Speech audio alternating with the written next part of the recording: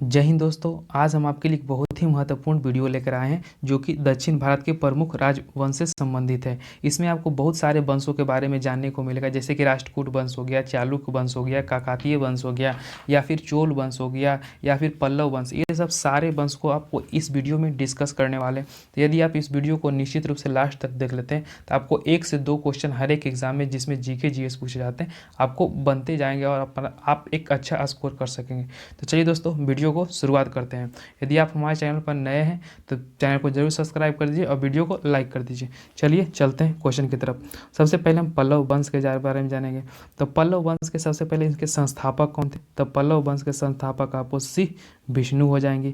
इसकी राजधानी कांची थी। सबसे अधिक यही सब क्वेश्चन पूछा जाता है कि संस्थापक कौन थे, इसकी राजधानियाँ कहाँ थी, और इसके जो प्रमुख राजा थे वह कौन थे। ये सब सारे क्वेश्चन से आपको पूछे जाते हैं। और यह वैष्णव धर्म के अनुयायी थे। किराजात जुमनी के लेखक कौन हो जाएंगे? तो भैरवी श्री विष्णु के दरबार में रहते थे। यह भी क्वेश्चन आपको इस तरह के क्वेश्चन पूछे जाते हैं कि आपको जो भैरवी थे ये किसके दरबारी में रहा करते थे या किसके दरबार के प्रमुख लेखक हुआ करते थे? तो श्री विष्णु हो जाएंगे। चलिए नेक्स्ट देख लेते हैं। पल्लव वंश के प्रमुख शासकों के बारे में भी जान लेते हैं। महेंद्र वर्मन प्रथम, जिनका शासनकाल आपको 600 से 630 ईस्वी तक रहा था। और नरसिंह वर्मन प्रथम, यह क्वेश्चन बहुत ही इंपॉर्टेंट है। यह क्वेश्चन एक बार पूछा गया था कि नरसिंह वर्मन प्रथम वह कौन वंश से संबंधित है? तो आपको वह पल्लव वंश हो जाएंगे। इनका शासनकाल आपको 630 से लेकर 668 ईस्वी तक रहा था। और महेंद्र वर्मन द्वितीय, जिनका शासनकाल 668 से लेकर 670 तक रहा था। और परमेश्वरन वर्मन प्रथम 670 से लेकर 700 तक इनका शासन काल रहा था। चलिए नेक्स्ट क्वेश्चन देख लेते हैं। आपको नरसिंह वर्मन द्वितीय, जिनका जो शासन रहा था 700 से लेकर 728 ईस्वी तक रहा था। और नंदी वर्मन द्वितीय 730 से लेकर 800 तक इनका शासन काल रहा था। चलिए नेक्स्ट देख लेते हैं। मता विलास प्रहासन की रचना महेंद्र वर्मन ने की थी। यह भी क्वेश्चन को आप निश्चित रूप से जरूर याद रखिएगा। हम दोस्तों जो क्वेश्चन आपके लिए इंपॉर्टेंट है, जो क्वेश्चन आपको एग्जाम में पूछे जाते हैं, उस तरह के क्वेश्चन हमने उसका टिक आउट कर दिया, ताकि आप पीडीएफ भी जब भी पढ़ें तो आपको आसानी से उस सब क्वेश्चन को रिविजन कर सकें कम समय में। तो चलिए चलते हैं। महेंद्र वर्मन शुरू में जैन मतलबी थे, परंतु बाद में तमिल संत अयप्पर के प्रभाव में आकर इन्हें शैव बना लिया था। क्या? तो शैव बन गए थे। नेक्स्ट देख लेते हैं। महाबलीपुरम के एकादशम मंदिर, जिन्हें रथ कहा गया है, का निर्माण पल्लव राजा नरसिंह वर्मन प्रथम ने किया था। यह क्वेश्चन आपके लिए बहुत ही इंपॉर्टेंट है, इसे जरूर याद रखिएगा कि एकादशम मंदिर का निर्माण किसने कराया था? तो नरसिंह वर्मन प्रथम ने करवाया था। रथ मंदिर की संख्या टोटल 7 है। रथ मंदिर में सबसे छोटा द्रौपदी रथ है, जिसे किसी भी प्रकार का इसमें अलंकरण नहीं किया गया। ये सब सारे पॉइंट को जरूर याद रखिएगा। नेक्स्ट देख लेते हैं कि वातापी कोंड व महामल की उपाधि नरसिंह वर्मन प्रथम ने धारण की थी। इसके शासनकाल में चीनी यात्री हुएन त्सांग काची आया था। यह क्वेश्चन आपको पिछले बार दरोगा के पीटी एग्जाम में पूछा गया था कि वातापी कोंड का जो उपाधि है वह किसने धारण किया था? तो नरसिंह वर्मन प्रथम हो जाएंगे। चलिए नेक्स्ट देख देते हैं। परमेश्वरन वर्मन प्रथम शैव मतानुयायी था, जिसने लोकादित्य, एकमल, रंजय और अत्यंत काम और उग्रदंड, गुणाभाजन आदि की उपाधियां ग्रहण की थी। इसने मल्लापुरम में गणेश मंदिर का निर्माण कराया भी था। और परमेश्वरन वर्मन प्रथम विद्या प्रेमी था और उसने विद्या विनीत की उपाधि धारण किसने? तो विद्या विनीत की उपाधि आपको परमेश्वर वर्मन ने धारण किया था। चलिए नेक्स्ट क्वेश्चन देखते हैं। मेरा अगला क्वेश्चन है कि अरबों के आक्रमण के समय पल्लवों का शासक नरसिंह वर्मन द्वितीय था। उसने राज्य सिंह, कौन सा? तो राज्य सिंह, जिसे कि आपको राजाओं में सिंह, और आगम प्रिय, जिसे आपको शास्त्रों का प्रिय कहा जाता है, और शंकर भक्त उपासक की उपाधि धारण किया था। उपाधियों से भी आपको जब सेट लगाते होंगे तो आपको इस तरह के क्वेश्चन देखने को मिलते होंगे। तो चलिए चलते हैं क्वेश्चन आगे की तरफ। उसने कांची के कैलाश मंदिर का निर्माण करवाया, जिसे राज सिद्धेश्वर मंदिर भी कहा जाता है। इसे मंदिर के निर्माण से द्रविड़ स्थापत्य कला की शुरुआत हुई थी। महाबलीपुरम में 16 मंदिर का निर्माण भी नरसिंह द्वितीय वर्मन द्वितीय ने कराया था। यह क्वेश्चन को जरूर पे याद रखिएगा, क्वेश्चन बहुत बार रिपीट होता है कि कैलाश मंदिर या फिर राजा सिद्धेश्वर मंदिर का निर्माण किसने करवाया था। तो आपको नरसिंह वर्मन द्वितीय हो जाएंगे, या फिर सोरा मंदिर का निर्माण भी आपको नरसिंह वर्मन द्वितीय ने कराया था। चलिए नेक्स्ट देखते हैं। कांची के कैलाश मंदिर में पल्लव राजाओं और रानियों की आदमकद तस्वीरें इसमें लगी हुई है। और 10 कुमार चरित्र के लेखक दंडी नरसिंह वर्मन द्वितीय के दरबार में रहते थे।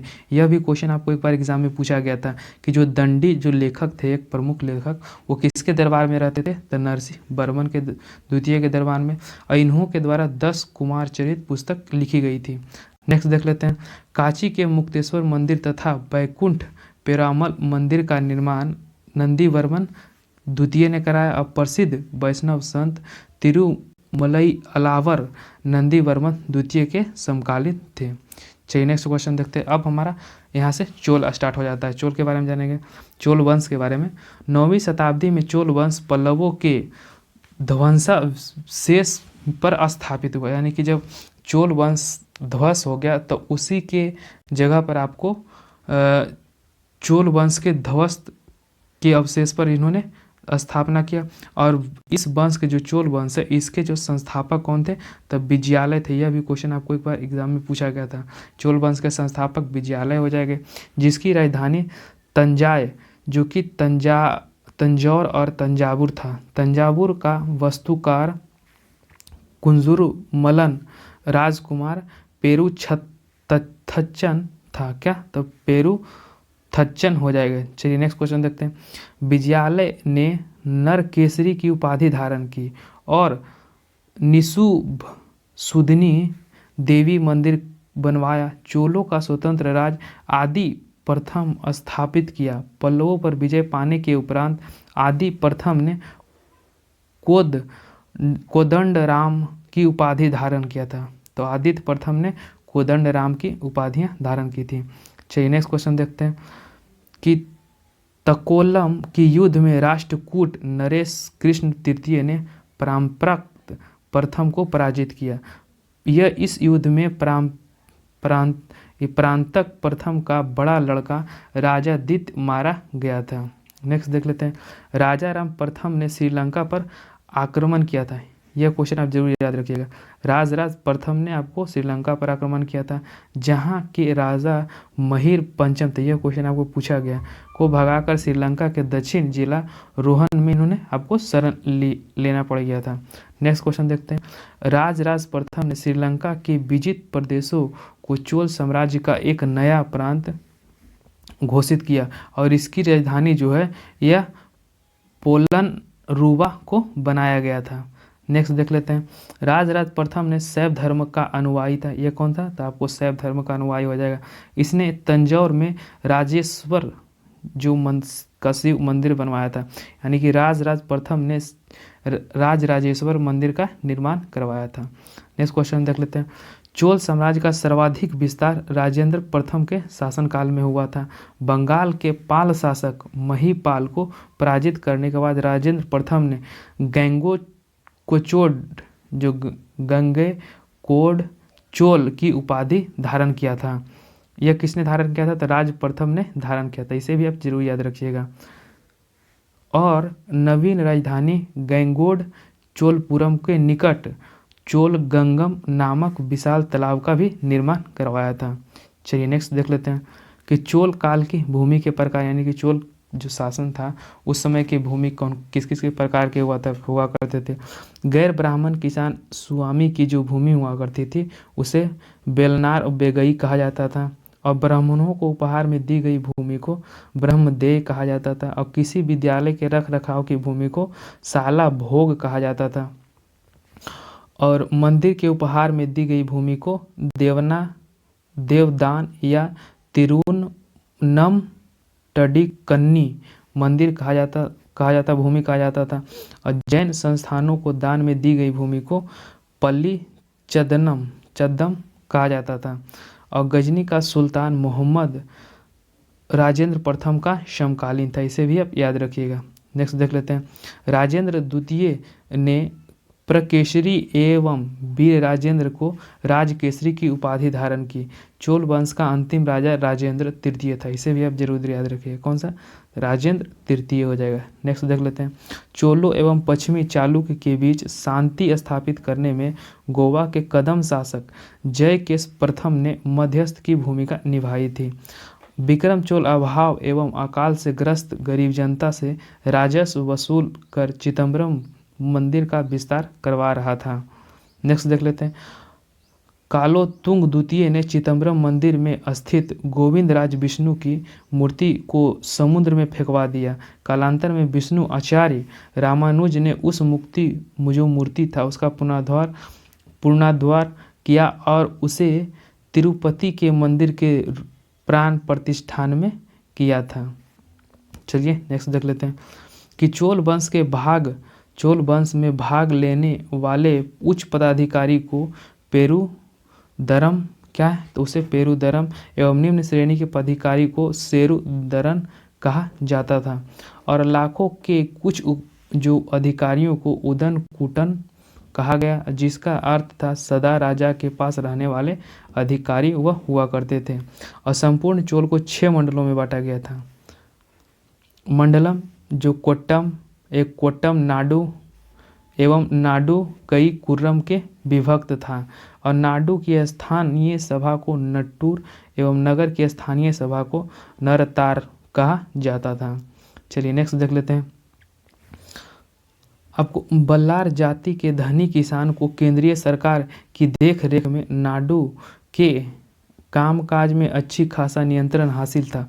उसमें कई स्वभूमियों को चोल राजाओं के सम्मान के रूप में मुवेद वेलन 3 राजाओं को अपनी सेवाएं प्रदान करने वाला वेलन या किसान अय्यर जिसे हम प्रधान जैसी उपाधियां दी गई। केंद्र के महत्व राजकीय पद उस पर सौंपे गए थे। चलिए नेक्स्ट क्वेश्चन देख लेते हैं। यह क्वेश्चन आपके लिए बहुत ही इंपॉर्टेंट है कि स्थानीय स्वशासन चोल प्रशासन की मुख्य विशेषता थी। यह क्वेश्चन पूछा गया है 2 से 3 बार कि वह दक्षिण भारत का कौन सा राजवंश था जिसको स्थानीय प्रशासन उसमें प्रमुख विशेषता थी उसकी, तो वो आपको चोल हो जाएगा। नेक्स्ट क्वेश्चन देखते हैं। उर स्वार जो सर्वसाधारण लोगों की समिति थी जिसका कार्य होता था सार्वजनिक कल्याण के लिए तालाबों बगीचों का निर्माण हेतु गांव की भूमि का अधिग्रहण करना, जिसे हम उर कहते थे। यह भी आप जरूर याद रखिएगा। नेक्स्ट क्वेश्चन देख लेते हैं कि महासभा मूलतः आग्रहों और ब्राह्मण बस्तियों की सभा थी जिसके सदस्यों को पेरुकमल कहा जाता था। यह सभा वरीय नाम की समितियों द्वारा अपने कार्य को संचालन करती थी। सभा की बैठक गांव के मंदिर के निकट वृक्ष के या तालाब के किनारे हुआ करता था। और व्यापारियों की सभा में नगरम कहते थे। और चोल के काल की जो भूमि कर भी कभी कभी पूछा जाता है कितना, तो 1/3 था। गांव के कार्य समिति के सदस्य के लोग जो वेतन भोगी कर्मचारी में रहते थे उन्हें मध्यस्थ कहते थे। नेक्स्ट क्वेश्चन देखते हैं। आपको इससे बहुत ही कम क्वेश्चन पूछा जाता है, तो इसे आप PDF में पढ़ लीजिएगा। जो इम्पोर्टेंट क्वेश्चन है हम उसको आप रिपीट कराते चलते हैं ताकि आपको कम समय में अधिक रिवीजन कर सकें। नेक्स्ट देख लेते हैं। ब्राह्मणों को दी गई जो कर मुक्त भूमि को चतुर्वेद मलयम कहा जाता था। इसे भी आप याद रखिएगा। एवं दान में दी गई भूमि को ब्रह्मदेह कहा जाता था। और चोल सेना की सबसे संगठित सेना जो अंग था वो पदाति सेना हुआ करती थी।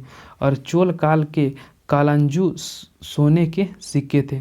जो कालांजू थे वो सोने के सिक्कों को कहते थे। तमिल कवियों को जयनगोंदर प्रसिद्ध कवि थे जो कोलोतुंग प्रथम का राजकवि था। उसका रचना कालिंग तुगपनी था।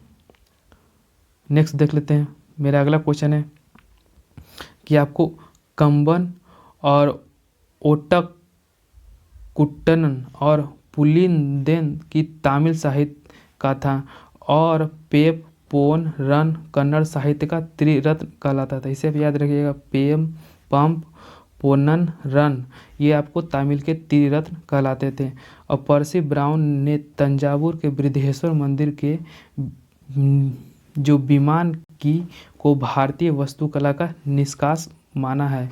और चोलकालीन नटराज प्रतिमा को चोल कला का सांस्कृतिक सार का निचोड़ कहा जाता था। और चोल कांस्य प्रतिमा संसार के सबसे उत्कृष्ट कांस्य प्रतिमाओं में गिनी जाती है और शैव संत ईशान शिव पंडित राजेंद्र प्रथम के गुरु थे। चलिए नेक्स्ट क्वेश्चन देख लेते हैं। मेरा अगला क्वेश्चन होने वाला है कि चोल काल 10वीं शताब्दी का सबसे महत्वपूर्ण बंदरगाह कावेरी पट्टनम थी। इसे भी आप जरूर याद रखिएगा। चोल काल की जो सबसे महत्वपूर्ण बंदरगाह थी वो कावेरी पट्टनम हो जाएगा।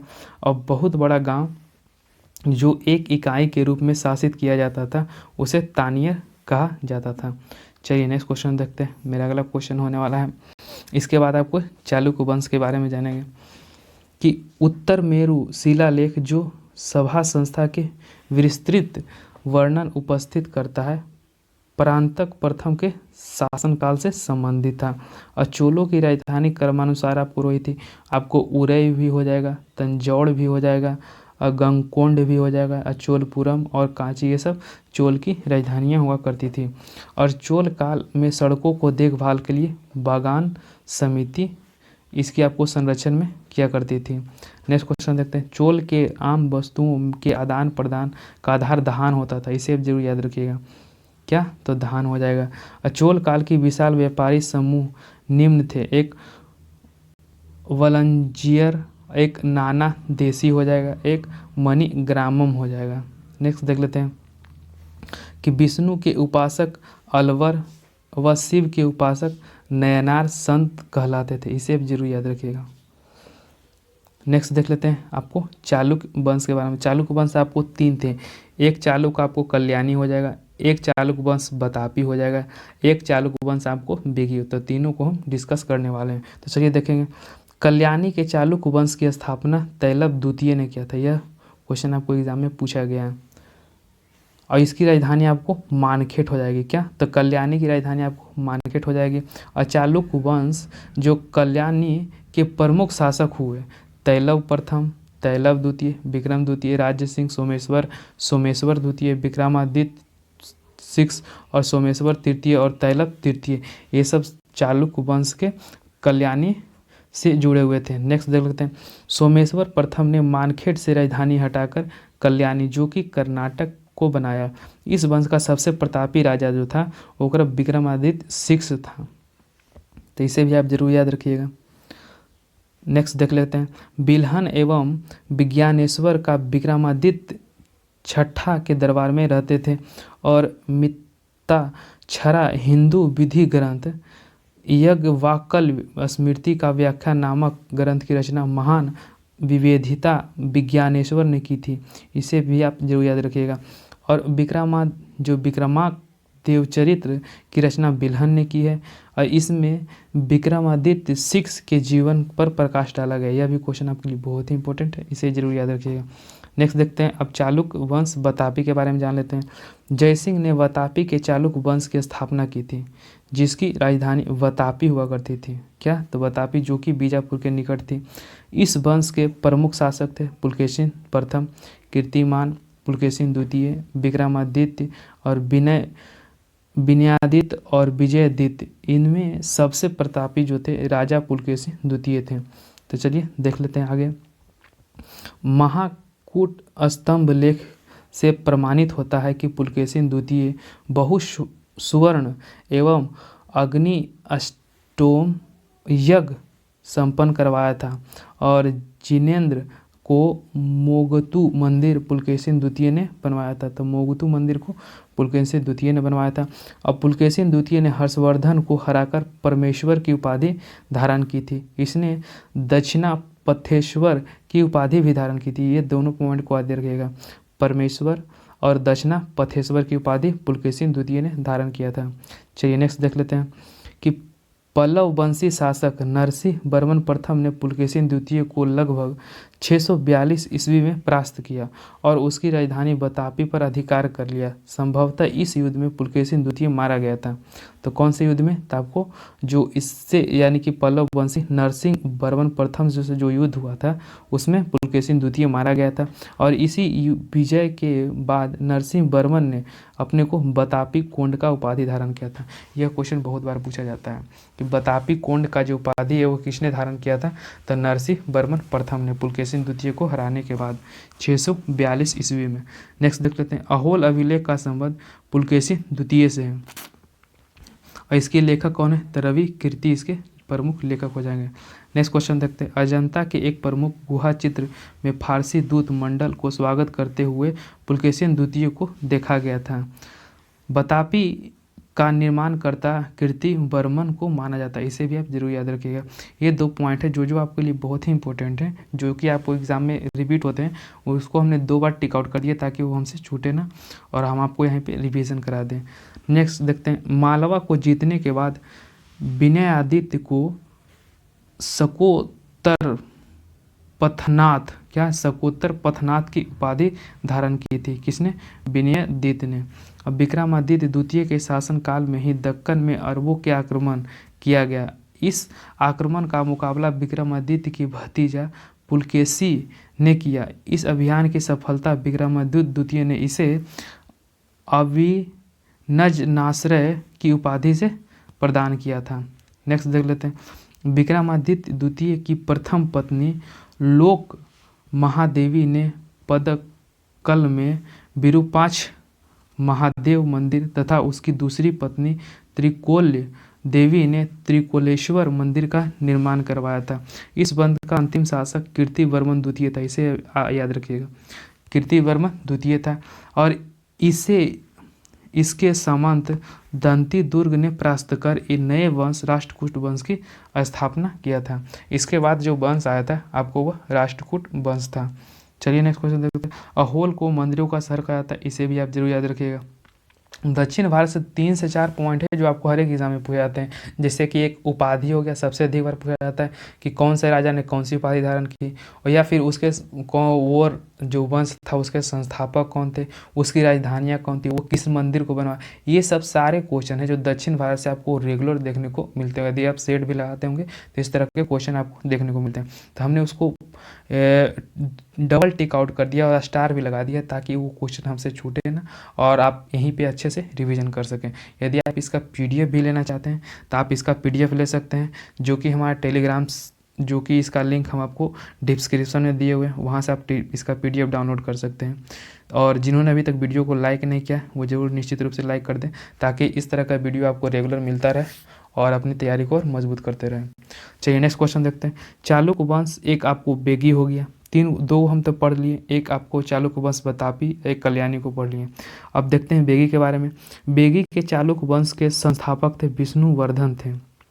इसकी राजधानी भी आपको बेगी हो जाएगी, जो कि आपको आंध्र प्रदेश में पड़ती है। इस वंश के सबसे प्रतापी राजा विजयादित्य तृतीय थे, जिसकी सेनापति पांडरंग था। जिसका सेनापति आपको पांडरंग हो जाएगा। चलिए अब राष्ट्रकूट के बारे में जानते हैं। राष्ट्रकूट भी एक बहुत ही महत्वपूर्ण टॉपिक है, इससे आपको एग्जाम में क्वेश्चन देखने को मिलता है। इससे सबसे अधिक जो क्वेश्चन पूछा जाता है, इसके संस्थापक से सबसे अधिक क्वेश्चन पूछा जाता है। चलिए देख लेते हैं, राष्ट्रकूट वंश के संस्थापक कौन थे? तो दंती दुर्ग इसके संस्थापक हो जाएंगे। शुरुआत में वे कर्नाटक के चालुक्य राजाओं के अधीन थे। इसकी राजधानी मानकीर या मानखेत, जो कि वर्तमान में जो मालखेड़ सोलापुर के निकट थी। राष्ट्रकूट वंश के प्रमुख शासक हुआ करते थे कृष्ण प्रथम, ध्रुव, गोविंद तृतीय, अमोघ वर्ष या कृष्ण द्वितीय, इंद्र तृतीय, कृष्ण तृतीय, ये सब जो थे आपको राष्ट्रकूट के प्रमुख शासक हुआ करते थे। नेक्स्ट देख लेते हैं, ये क्वेश्चन आपको बहुत बार पूछा गया एग्जाम में कि अलोरा के प्रसिद्ध कैलाश मंदिर का निर्माण कृष्ण प्रथम ने करवाया था। किसने? तो कृष्ण प्रथम ने कराया था और वंश यदि कर दिया तो वह राष्ट्रकूटों ने करवाया था।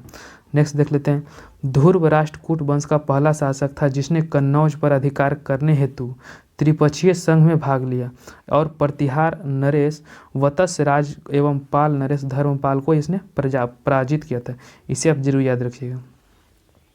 नेक्स्ट देखते हैं, ध्रुव को धारा वर्ष भी कहा जाता है। क्या? तो धारा वर्ष कहा जाता है। गोविंद तृतीय ने त्रिपक्षीय संघर्ष में भाग लेकर चक्रयुद्ध एवं उसके संरक्षक धर्मपाल एवं प्रतिहार वंश के शासक नागभट्ट द्वितीय को पराजित किया था। और पल्लव, पांड्य, केरल एवं गंग वंशों जो शासकों के संघ को गोविंद तृतीय ने नष्ट कर दिया था। नेक्स्ट देख लेते हैं, यहाँ से आपको क्वेश्चन पूछे जाते हैं, इसे जरूर याद रखिएगा। अमोघ वर्ष जैन धर्म का अनुयायी था, यह क्वेश्चन पूछा गया था। इसने कन्नड़ के कविराज मार्ग की रचना की थी। और आदिपुरम की रचनाकार जिन सेन हो जाएंगे। और गणिता सार के संग्रह के लेखक आपको महावीर कौन था, तो महावीराचार्य एवं अमोघ वृत्ति के लेखक हो जाएंगे शक्तयाना। अमोघ वर्ष के दरबार में रहा करते थे। अमोघ वर्ष ने तुंगभद्रा नदी में जल समाधि लेकर अपने जीवन को अंत कर लिया था। किसने, तो तुंगभद्रा नदी में अमोघ वर्ष ने कर लिया था। नेक्स्ट क्वेश्चन देख लेते हैं। इंद्र तृतीय के शासन के काल में अरब निवासी अलम सुद्दी भारत आया। इसने तत्कालीन राष्ट्रकूटों को भारत का सर्वश्रेष्ठ शासक कहा था। और राष्ट्रकूट वंश का अंतिम महान शासक कौन था, तो कृष्ण तृतीय हो जाएगा, इसे आप जरूर याद रखिएगा। इसी के दरबार में कन्नड़ भाषा के कवि पोन्नन रहते थे, जिन्होंने शांति पुराण की रचना की थी। और कल्याणी के चालुक्य तैलप द्वितीय ने 973 ईस्वी के कर्क को हराकर राष्ट्रकूट राज्य पर अपना अधिकार कर लिया और कल्याणी के चालुक्य वंश पर आपको नींव रख दिया था। नेक्स्ट क्वेश्चन देखते हैं कि एलोरा का, ये भी क्वेश्चन आपके लिए बहुत ही इंपॉर्टेंट है। एलोरा एवं एलिफेंटा जो कि महाराष्ट्र में पड़ता है, गुहा मंदिर का निर्माण राष्ट्रकूटों के समय में हुआ था। एलोरा में 34 शैल गुफाएं हैं। इसमें 1 से लेकर 12 तक जो बुद्ध का इसमें वर्णन किया गया है, और 13 से लेकर 29 तक हिंदुओं के बारे में, और 30 से लेकर 34 तक जैन गुफाओं के बारे में कहा गया। बौद्ध गुफाओं में सबसे प्रसिद्ध जो विश्वकर्मा गुफा, जिसकी संख्या 10 है, इनमें एक चैत्य, वहाँ पर 2 मंजिल 3 मंजिला भी है, जिन्हें 2 थल और 3 थल नाम दिया गया है। एलोरा की गुफाएं 15वीं विष्णु के नरसिंह अर्थात पुरुष सिंह के रूप में देखा गया है। नेक्स्ट क्वेश्चन देख लेते हैं। एलोरा गुफाओं का सर्वप्रथम उल्लेख फ्रांसीसी यात्री थिविनेट ने 17वीं शताब्दी में किया था। किसने, तो थिविनेट ने 17वीं शताब्दी में किया था। राष्ट्रकूट शैव विष्णु भक्त संप्रदायों के साथ जैन धर्म के अनुयायी भी उपासक थे। राष्ट्रकूटों ने अपने राज्यों में मुसलमान व्यापारियों को बसने तथा इस्लाम के प्रचार को स्वीकृति दी थी। चलिए नेक्स्ट देख लेते हैं। अब यादव वंश के बारे में जान लेते हैं। यादव वंश के बारे में भी जान लेते हैं। देवगिरी या यादव वंश का स्थापना भिल्लम पंचम ने की थी। किसने, तो भिल्लम पंचम ने की थी, और इसकी राजधानी देवगिरी थी। जो यादव वंश की राजधानी आपको देवगिरी हो जाएगी। इस वंश का सबसे प्रतापी राजा जो थे वो आपको सिंहन हो जाएंगे। कौन, तो सिंहन हो जाएंगे। और इस वंश का अंतिम जो स्वतंत्र शासक था रामचंद्र था, जिसने अलाउद्दीन के सेनापति मलिक गाफूर के सामने अपना आत्मसमर्पण कर दिया था। चलिए नेक्स्ट क्वेश्चन देखते हैं। होशियार वंश के बारे में जान लेते हैं। द्वार समुद्र के होशियार वंश की स्थापना किए थे। जो द्वार समुद्र के होशियार वंश की स्थापना विष्णुवर्धन ने की थी। और होशियार वंश यादव वंश की एक ही शाखा थी। और वेल्लूर के चेन्ना केशव मंदिर का निर्माण विष्णुवर्धन ने 1117 में ईस्वी में किया था। तो चलिए चलते हैं। अब मेरा यह होशियार वंश का अंतिम शासक कौन था, तो वीर बल्लाल तृतीय था, जिसे मलिक गाफूर ने हराया था। और होशियार वंश का राजधानी द्वार समुद्र था, इसे भी याद रखिएगा। द्वार समुद्र जो कि आधुनिक में आपको हेलीवुड के नाम से जाना जाता है। और कदम वंश के संस्थापक कौन थे, तो आपको मयूर शर्मन जो हो जाएंगे इसके संस्थापक। और कदम वंश के राजधानी थी बनवासी, इसकी राजधानी हो जाएगी। चलिए नेक्स्ट देख लेते हैं आपको गंग वंश, और इसके बाद आपको काकतीय वंश के बारे में देखेंगे।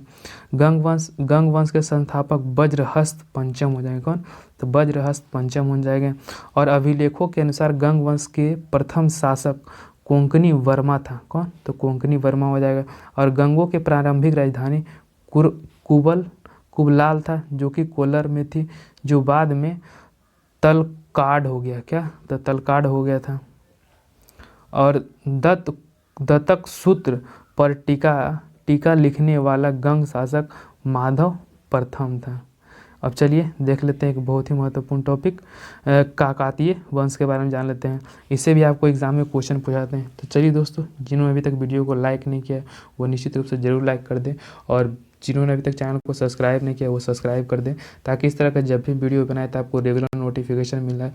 मेरा उद्देश्य बनाने का वीडियो का यही है कि आपको कम समय में अधिक रिवीजन हो जाए, क्योंकि आप देखते होंगे सब कोई लोग वीडियो बनाता है, लेकिन दक्षिण भारत का वीडियो आपको बहुत ही कम मिलता है, क्योंकि इसको पढ़ाना थोड़ा मुश्किल होता है। तो इससे पूछे क्या जाते हैं, सबसे पहले हमने उसको देखा, तो हमने प्रीवियस ईयर क्वेश्चन में जाके देखा तो सबसे अधिक जो क्वेश्चन पूछे गए थे इसमें आपको संस्थापक के बारे में सबसे अधिक पूछा गया था, और इसकी उपाधियों के बारे में पूछा गया था, और इसके प्रमुख राजाओं के बारे में, और इसके जो मंदिरों का निर्माण था ये किसने कराए थे। ये सब सारे टॉपिक हमने इसको रिपीट किया, हमने इसे पढ़ा, फिर इसको हमने वीडियो बनाया, ताकि आपको कम समय में अधिक रिवीजन करें, और दक्षिण भारत से भी क्वेश्चन आए तो उससे आपको छूटने की बहुत कम संभावना हो जाएगी। यदि आप निश्चित रूप से वीडियो को 1 से 2 बार देख लेते हैं तो आपको दक्षिण भारत से 90% क्वेश्चन इसी से क्लियर हो जाएंगे। तो चलिए दोस्तों, जिन्होंने अभी तक वीडियो को लाइक नहीं किया वो जरूर लाइक कर दें। यदि आप कोई राय हो या सुझाव देना चाहते हैं तो आप कमेंट बॉक्स में जरूर कमेंट कर सकते हैं। यह वीडियो कैसा लगा यह भी आप लिख जरूर बता सकते हैं। तो चलिए देखेंगे काकतीय वंश के बारे में जानेंगे। काकतीय वंश के संस्थापक बीटा प्रथम था। यह क्वेश्चन कितने बार पूछा गया है। जिसने नालगोंडा, जो कि आपको हैदराबाद के एक छोटे राज्य का गठन किया था, जिसकी राजधानी है कि अमकोंड था। क्या? तो अमकोंड हो जाएगा। इस वंश के सबसे शक्तिशाली शासक गणपति था, और रुद्रमा देवी गणपति की बेटी थी, जिसने रुद्रदेव महाराज की नाम ग्रहण किया, जिसने 35 वर्ष तक आपको शासन किया था। गणपति ने अपनी राजधानी वारांगल में स्थानांतरित कर लिया था। किसने? तो गणपति ने। और इस राजवंश का जो अंतिम शासक था यह प्रताप रुद्र हो जाएगा। कौन सा? यह प्रताप रुद्र हो जाएगा। और दोस्तों, आपको जल्द ही इसका आपको मास्टर वीडियो प्राचीन इतिहास का लूसेंट का जितना भी प्राचीन इतिहास का महत्वपूर्ण टॉपिक है, हम सारे को आपको एक वीडियो में यानी कि मास्टर वीडियो में हम कवर करने वाले हैं। तो चलिए दोस्तों, अब मिलते हैं नेक्स्ट टॉपिक में, जिसमें आपको सीमांत राजवंशों के बारे में उसके बारे में भी चर्चा करेंगे।